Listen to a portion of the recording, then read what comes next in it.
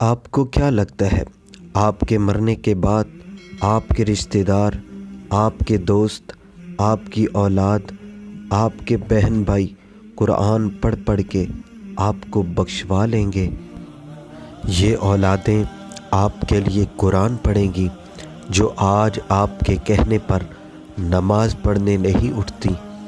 یہ رشتہ دار آپ کے لیے دعا کریں گے جن سے آپ کی ہمیشہ لڑائیاں ہی رہتی ہیں۔ یہ دوست آپ کے لیے فاتحہ پڑھیں گے جو آج دین پہ آنے کی وجہ سے آپ کا مذاق اڑاتے ہیں۔ یہ بہن اور بھائی آپ کے لیے صدقہ و خیرات کریں گے جو صرف عید کے دن آپ کو ملتے ہیں۔ اے غافل، اے بھولے انسان، خلوص کے زمانے گزر گئے، اب قیامت قریب ہے۔ یہ افراتفری کا دور ہے، یہاں لوگ زندوں کو بھولے بیٹھے ہیں، مرنے کے بعد تجھے کون یاد رکھے گا؟